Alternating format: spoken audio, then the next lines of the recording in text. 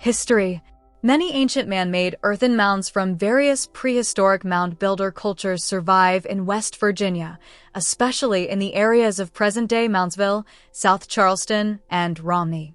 Artifacts uncovered in these give evidence of village societies with a tribal trade system culture that crafted cold-worked copper pieces.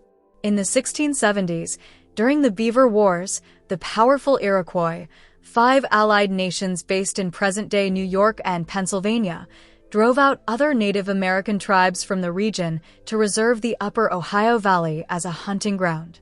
Siouan-language tribes, such as the Monetan, had previously been among the earliest recorded in the area.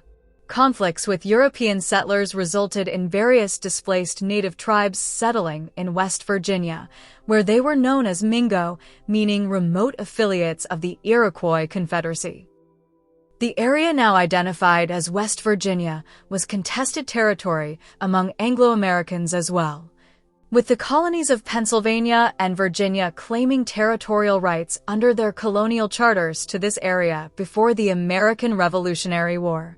Some speculative land companies, such as the Vandalia Company, the Ohio Company, and the Indiana Company, tried but failed to legitimize their claims to land in parts of West Virginia and present-day Kentucky.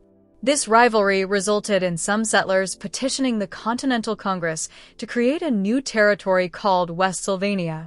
With the federal settlement of the Pennsylvania and Virginia border dispute, creating Kentucky County, Virginia, Kentuckians were satisfied, and the inhabitants of a large part of West Virginia were grateful. The Crown considered the area of West Virginia part of the British Virginia colony from 1607 to 1776. The United States considered this area the western part of the state of Virginia, commonly called Trans-Allegheny Virginia, from 1776 to 1863, before West Virginia's formation. Its residents were discontented for years with their position in Virginia, as the government was dominated by the planter elite of the Tidewater and Piedmont areas. The legislature had electoral malapportionment, based on the counting of slaves toward regional populations, and Western white residents were underrepresented in the state legislature.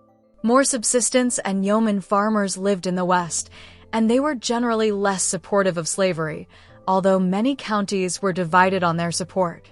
Residents of that area became more sharply divided after the planter elite of Eastern Virginia voted to secede from the Union during the Civil War. Residents of the western and northern counties set up a separate government under Francis Pierpont in 1861, which they called the Restored Government. Most voted to separate from Virginia, and the new state was admitted to the Union in 1863. In 1864, a state constitutional convention drafted a constitution, which was ratified by the legislature without putting it to popular vote. West Virginia abolished slavery by a gradual process and temporarily disenfranchised those who had held Confederate office or fought for the Confederacy.